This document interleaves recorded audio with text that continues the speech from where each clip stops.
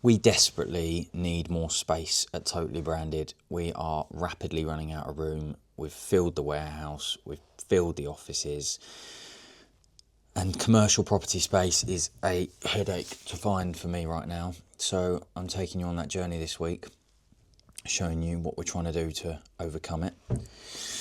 We are heading to London for a little conference where we've got an expo stand because we're sponsoring it. And I'm going to show you a new piece of software that we've rolled out internally, which has been a game changer for me, working with my team who work directly with me on sort of business projects, and how that's really just skyrocketing our productivity. It's going to be a good week. Let's go. Last week or so, I have been feeling a little bit sorry for myself. So my head has not been too in the game with the vlogging. I had a few curveballs sort of come out of nowhere. We had a big property deal that I thought was in the bag and was sorted, and it all fell apart in the last moment, which was really annoying. I thought we had this new site locked in for Totally Branded, and I worked very hard on it, and some of the finance team, legal team, different people that work with me worked quite hard on it, and kind of fell apart in a last minute, which was unexpected. So it's taught me to not put all your eggs in one basket, but I'm starting to pick myself back up a little bit now. But I had that and a few other sort of issues going on, which I can't really say too much about, but just sort of a few punches in the face, as I call them. And so I was feeling a bit sorry for myself, but funny little things can happen, because the same day, sort of on the Monday afterwards, I had a couple of emails that got forwarded to me from some of the sales team of some of you wonderful guys and girls who clearly watched the vlog, who have emailed in and said, you know, that we watched the vlog, love watching along, and would like to support Totally Branded. And there was one chap, really nice guy, who messaged in, who was looking to get some branded body warmers for his business, for his staff, embroidered with their logo on, and he, you know, thought of us and got in touch off the back of watching these videos, which is just mad to me, but also so incredibly grateful. And it kind of gave me a pick up, and I thought, although it's been rough, and you know, some days the last thing I can, if I'm honest, even compose myself to do is try and get my thoughts onto camera and tell you guys what's going on. It tells me that people see value in what we're doing and our journey and what we're sharing. So yeah, just a message to myself really is, and to say thank you to you guys for showing appreciation and for dropping us a message and thinking of us and trying to give us business. So thank you. We are incredibly grateful for it. We're going to keep trying to do this and keep doing what we're doing, even on hard weeks like this where I feel like I have got nothing left in the tank. I will find something. That's what we're doing. So it's Friday afternoon. It's been a long, busy week, but we are finishing up with picking out, or trying to pick out some samples of our wide range you can see here and behind the camera, for the expo that we are heading to next week in London. So obviously, as much as we'd love to take everything, we can't. Our stand isn't huge, so we've just got to pick and choose the best bits, and to try and show a wide range of different products that we offer our customers. So some stuff, to be honest, I'm looking through and I'm like, wow, didn't even know we did them. So it just goes to show, you know, that lots of people buying patterns are very much the same, but we do offer a very wide range of stuff. So if we can get that out in front of customers and show them the different bits and bobs, the more unique stuff, and hopefully work up some business for those sort of products as well. So yeah, all fun and games. It's a little bit warm outside, but it's got to be done. So in the famous words of Taylor, that is what we're doing. Just jumped into a meeting with Rob, who runs all of our paid media. He's our PPC manager, so worked with Rob for a long time. He's used to work with him when he was in the agency world, and now he works with us at Totally Branded directly. And yeah, amazing relationship, works incredibly well. And he looks all after our pay-per-click and paid media spend, which is a hugely growing part of our marketing department and our marketing budget every month. So we were just going over progress at half-year position, strategy, looking at 2026 and 2027 and the way that where we're going with direction, spend, targets. And Rob was giving me an update on some of the really good metrics and core KPIs that he measures himself against, and just give me an update on what's going well, what's not going well, some of the challenges. And I was giving my input on how I think it's going and where we need to go. And yeah, just a general catch up, looking at strategy, realigning. And he's going to go away, do some implementation, keep pushing on so we can get the name and the brand out there to more and more people across the globe. That's what we're doing. Just wrapped up my morning meeting with Kelly, my EA. Religiously have those every day. I think they're a massive thing. No matter what, we make sure we find the time to have those morning check-ins, just look at what's going on, look at the schedule, what's coming overnight, review the inbox. And it's pretty much the only time in the day I go in my inbox now, which has changed the game for me in allowing me to be more productive and work on the important, not so much urgent stuff, because Kelly's running my inbox and running my diary for me, which is a game changer. But yeah, we are now heading down to London. We are going to get the final bits put on the van that we've hired. Cody's organised it all, so we'll see how all the samples have been organised and ready to rock and roll. And we're going to head down there and see what the next few days have got in store. That's what we do.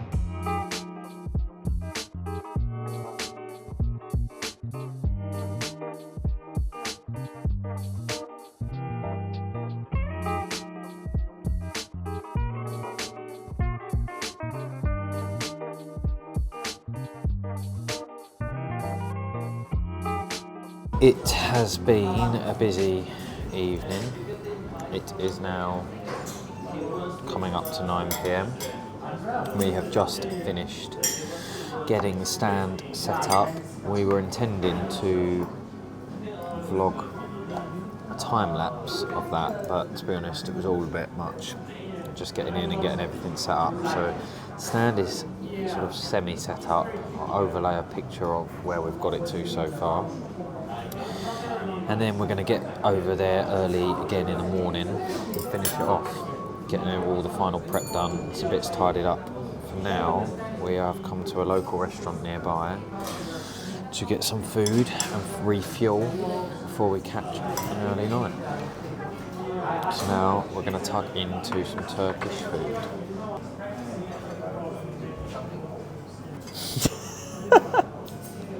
Is it good, Code? Nice. Good, Char? This is very good. You should tuck in. Okay, I'm going to join you now. It is a beautiful morning in London. Just risen from a much needed sleep last night. After that setup last night was pretty full on. But I'm glad it's done. We've got a few tweaks we want to do to the stand this morning, sort a few bits out. But I just got up nice and early, gonna go and grab a coffee and then head over. But just come out for a minute to sort of gather my thoughts on this Airbnb that Kelly's booked for us. I don't know if I can spin this around. It's pretty cool. It's got this balcony in the apartment. You can see how near we are to City Airport, I think, because all night I've constantly heard the planes coming across. Literally just constant. Another one coming now, just there.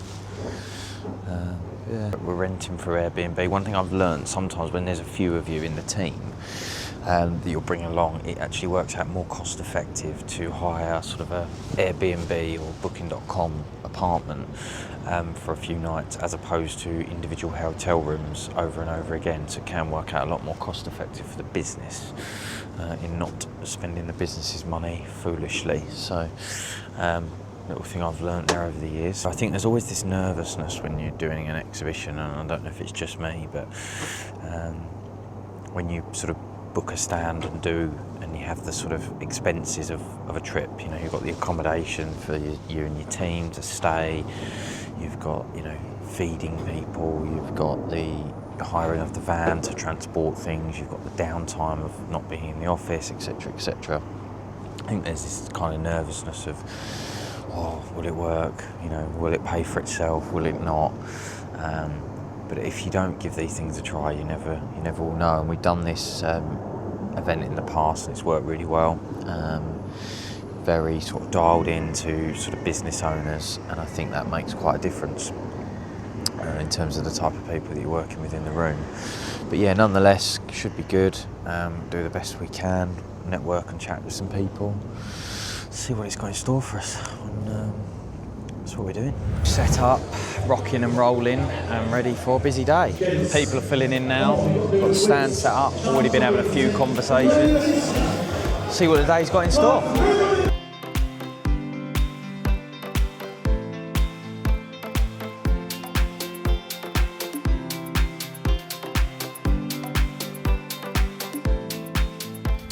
Good morning from a drizzly London this morning. Up nice and early again, jumped on the laptop to go over some of my Monday board approvals, notifications that I've had from some of my team in there, atting me in certain things, thoughts, approvals, etc. Just catching up on that and some WhatsApps from the last couple of days. And one of the things I realised I didn't tell you about was the event we're actually at is Business Masterclass, which is an entrepreneur called James Sinclair. If you haven't checked him out, check his YouTube out. Incredible guy. Built approaching 40 million, I believe, group of companies, which is pretty cool in a array of different sectors. And he's built a YouTube channel up, and now he's got quite a large audience that he puts on an event called Business Masterclass here in London, which is 2 days jam-packed with everything he's learned about building businesses. And he has guest speakers in as well. So what we've done is we've sponsored that, as we're a supplier of his. He invited us to have a stand there, and we've had a stand, and it gives us an opportunity to talk to and network with business owners, because there's about 400 or 500 business owners in the room who are also building businesses and may need our services and support at Totally Branded. So had that there. We've done it for the last few years, always have great conversations, and it's a great double bubble trip for us because I get to spend time with great other like-minded people, get to network, get to learn, as well as Totally Branded, hopefully achieve some business from it. So that's what we've been doing. But yesterday, James had a guest speaker there, Richard Harpin, which, if you remember last year, I went to his house. I can't remember what episode that was in. But I went to Richard's house and I had a bit of a round table with some others where he was explaining about his journey and sort of how he built HomeServe, Checker Trade, etc. And it was a fascinating story. But it was great to see him yesterday here on stage talking about that journey again. He's just released a new book. So it was really cool. And one of the things it reminded me of, which I've been reflecting on this morning in my notes, is one of his key ingredients in building, several £billion business was having a not to do list. And the idea behind it was these things that he would force himself not to do, and how that was just as important, if not more important, than having a to-do list. So I was reflecting on what I'd written last year after I met him, and I've pinned it in my Apple Notes. And some of the things on my not to-do list was not leveraged work. It must be doing the work once, letting it pay. Not having gossip, small talk. Not having meetings about meetings. No administration, no organising meetings, paperwork, etc. Not doing anything that someone else can do better than me. And not avoiding hard conversations. Some of those I'm still having cracks in. But I need to refresh that, but I'd be interested to know if anyone else has got any suggestions on or things that they've got on their not-to-do list that I've missed. So I want to look at that more often. It's refreshed and reminded me yesterday, which is the power of going to these conferences, I think. So yes, all is good. I'm going to carry on catching up and then get over for day 2 and see what it's got in store for us.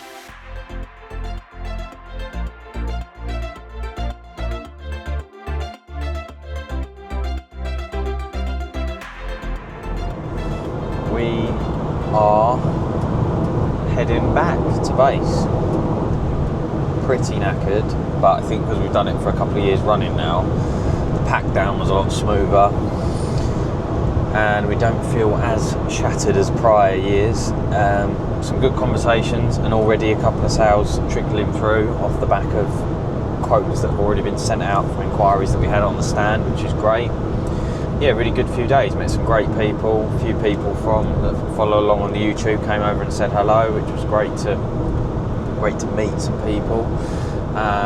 Yeah, very quite successful, but we'll see now over the next few weeks. One thing that I think is really important that we do when we do these kind of events is we put a tag on our CRM, so every single person that we met at the event, they're into our CRM system and there's a tag on there with the event name.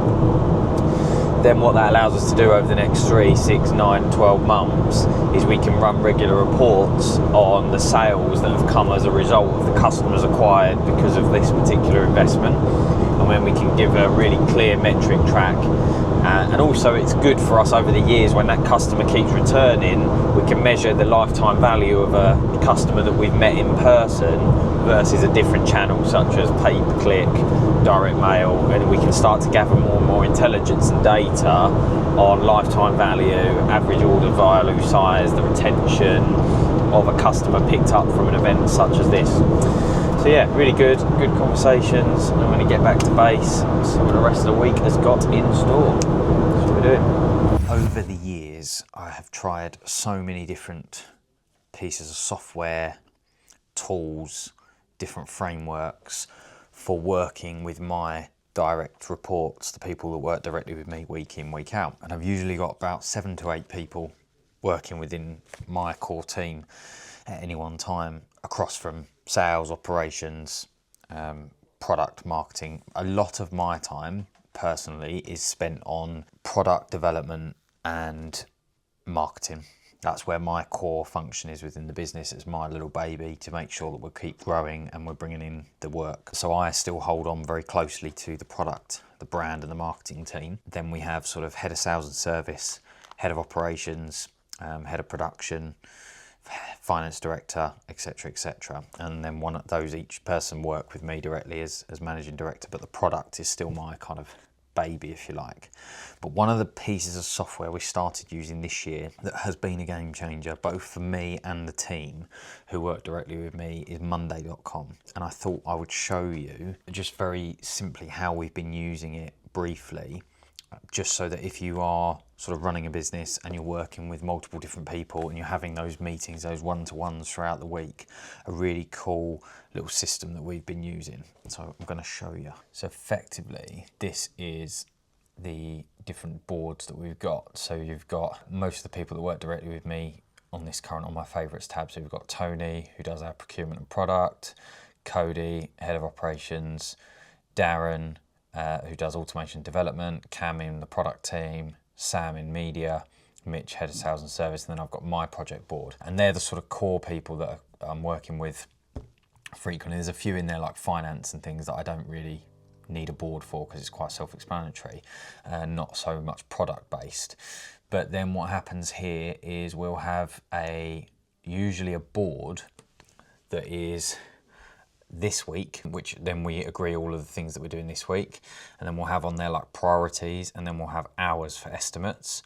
So we'll sort of we can know whether we're within capacity, and then when we sit down and have a one-to-one, we're planning like the tasks that need doing, and then we're working out the hours that are scoped to be needed to do that, and then we're making sure that we're within hours so we're not under or over scheduling.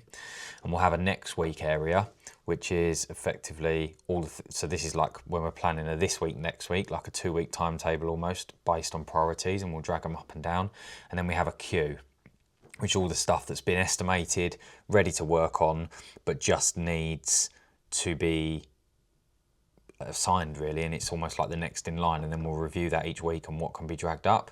And then we have our future project ideas, which is an absolute game changer for me, which I have on everyone's board, which is when I'm up in the middle of the night thinking of things, or I just get a random idea and I think, oh, that'd be great for so-and-so to lead on, I'll dump my ideas in this future project ideas. I have it on my phone, I also have it on my laptop, my iPad, and then I can very quickly fill this up, put context in there, put a Loom video in there, and then that person, when we have our one-to-one, they can either pick up on it from a context point of view, or they can just jump on it and progress it. And that way I've found that by having all of us having a board in here with everybody relevant being able to jump in there and look at it, but also being able to manage it as a two-way piece of communication throughout the week rather than emails back and forth, being able to talk in there once or twice a day. I'll go on my phone and look for all my notifications within Monday at things people have tagged me in different tasks and ask for approval on things, ask for my thoughts on things, and we've just found we can work so much more efficiently. So yeah, basically that's monday.com, that's how we're using it, and I just thought it'd be cool to share because it's been a game changer for us in terms of our sort of central business functions and just working out priorities, tasks and communication. So hope it helps. We are on the road and we are back on the hunt for a new home for Totally Branded. The original plan that we thought was in the bag has fallen through. So me and Cody are out and we're meeting a few agents, looking at some different size spaces. We're sort of looking at like a 10,000, 20, 30,000 square foot. We just arrived, pulled up, and we're going to head in and look at the first one. I've got a couple more booked in for next week, and the race is on because we are very much constrained by space and it's stagnating the growth. So what do we think is important in the unit?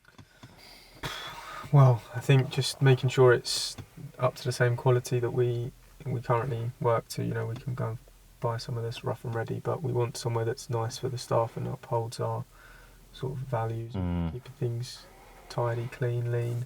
It's balancing whether you spend the money to go into something fresh and ready, or you buy something that's tired, or you lease or buy something that's tired, and then you spend some money and put your stamp on it. But the problem is the time that takes them putting. It's just how, depending on how bad it is it's just the size that we need.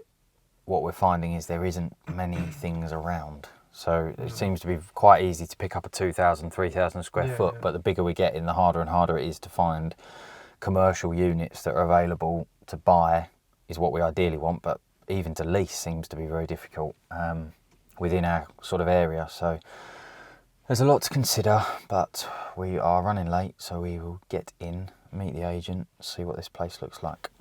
That's what we're doing. Just wrapped up a meeting reviewing our new refreshed onboarding videos. So something we built a few years ago is what we called like our Totally Branded University, which was an online platform that allowed us to create video induction guides effectively for all different parts of the business. So from everything to do with how meetings are structured, our corporate DNA, the way that we work, all the way through to health and safety, the fire exit, everything. So on your first day of induction within the business, everybody would have a concrete, always religiously the same onboarding. And it wouldn't rely on, I forgot to show them this, I forgot to do them that. And so we created this and it was a really intuitive platform. What we found over time is as we're not that large of a business where we're hiring 20 people every month. And so paying for that platform to be hosted and delivered was actually not very sort of frugal and efficient. And what we've actually done recently is we realised it's a few years old, some of the modules in there, and they needed refreshing because as we're a growing business, the way our systems, processes and things have changed are at a rapid rate, and we need to make sure we're updating our induction videos at the same pace.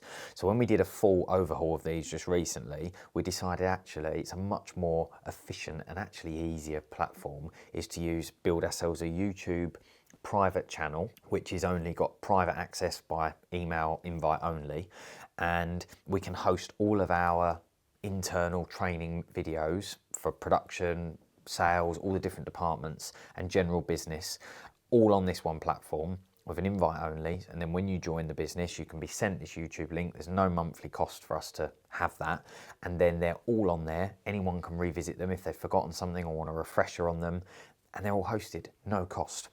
And what we do at the end is we've then got an e-sign document, which we've made in Word, which is just to say that as you've joined the business, you confirm you've read, understood, watched the videos and guides on, for example, chemicals in the workplace, in the accident book and how it works, in ensuring you've got a tidy work environment, in timekeeping within the business, all these different things that I'm looking at now. So they're all now on here, and when someone new joins, they can e-sign, it goes into their file, say that they're happy, that they've been fully trained and they understand it. And then this platform is available on our phones anytime to refresh for everyone, and we're all singing from the same hymn sheet. So a few people have asked me in the past about our different platforms we've used. We've actually reverted to a really simple, cost-effective, which is practically free platform, and anyone can build that. Anyone can produce it at any scale. You can start small, and I think building those onboarding and training videos and documenting your processes in video form is just a game changer. So yeah, recommend checking out, getting yourself a little private YouTube, documenting your processes, getting everyone to watch it, all singing from the same hymn sheet, and signing on the dotted line to say we're all on the same page. Just reviewing those videos now, and they're looking very good. Just wrapped up a meeting with Cody, looking at some digital tech investments that we're looking at pushing forward with at the moment. So he's kind of working with some different external developers and different providers to scope out some quite large capex projects on some improved bespoke built systems that we want to use throughout the business operationally to improve our data analysis, our products that we deliver for customers, so actually creating some digital products for them to be able to use. It dawned on me coming out of that meeting a few times that people have said to me, oh, blimey, you know, I don't know if I'd spend that sort of money, Tay, on having these custom built platforms that you create. We've built over the time, we've invested in our own production systems and softwares, the same with some websites we've done. It's all been very bespoke. It's not template, it's not a sort of SaaS product. And although that we have to fight with the developers because they want to work on a SaaS model, obviously, once they've built it, they then want the monthly recurring revenue. I am a big believer in building something completely bespoke from the ground up, especially in a very niche industry that we're in. It is expensive, or perceived expensive, up front, and it is painful at times if you get it wrong in terms of how you manage it. But I really look at those investments as like 5-10 years. So if somebody gives me the cost, I'm dividing it out over that period of time, and I'm understanding, can I make that value up, and will this deliver over that period of time, as opposed to just looking at it as a one-hit wonder. And I think when you do it like that and you do the maths, it can work, but you have to just be really careful that what you're not doing is you're building a product that will be redundant within 24 months. And I have done that before as well. And then you're constantly investing. So it is a fine line, but I do think that the younger me would get costs and briefs for doing these kind of things, these big 30-40 grand projects, and would go, how we can't justify that. But I think when you break the commercials of it down and you actually divide it out over a 5-year window, X amount of months, you can actually do the maths and quite quickly can understand how giving that person's time back to automate it, building that sort of tool that can allow us to be a lot more efficient makes a big difference. So yeah, we're looking at that, and I think just looking and playing longer games to see a return on things is what more of us need to be doing to justify things in this current economic landscape that we're operating in. So yeah, that's what we're doing. A pretty manic week. Plenty of highs and a few lows, but we're ending quite positive. Friday today, wrapping up. We have just been typing up an offer that we're going to put forward for a unit that we looked at. We've looked at a few now. So obviously first one fell through that we thought we was in the bag, and we had that sorted about a month ago. Fell through last minute, so I felt a bit down on that. We've now sort of had to change tack a little bit, and we're going to put forward an offer and try again with a new unit that's not perfect, but it could work given the circumstances. So that's good. I've just had some fantastic initial sort of telephone interviews with a few new roles that we're looking at building out, which is good. And I've had some really good conversations around some new tech that we are building with different developers, using external help for that to coincide with our internal sort of support that we've got, just to try and expedite the process and speed it up. So all in all, ending on a pretty good week on a high, so quite happy with that. And I wanted to leave you with something that I, mostly to remind myself so I can watch it back one day, but someone said something to me this week and I just thought it was a great quote that we should all live by. I'm tempted to get it put up on the wall. It was this guy called Tim, and he said that his dad said to him once, "Tim, you can miss the bus, but you must be running for it." And I think I'm trying to get the exact thing, but basically my take on that was, it's okay if you miss, as long as you bloody well were dying trying. So it's all around attitude and effort. And I think, it was the way he was raised as a kid. So, it's all well and good missing the bus, but I want to know you were running for it when you missed it. And I just thought it was a great analogy around attitude, and how you should sort of approach each day to get better than you was yesterday. So I thought it was a cool little thing that I've took away from the week that I wanted to share with you on the vlog. So yeah, that's us wrapping up another week. And until next time, goodbye.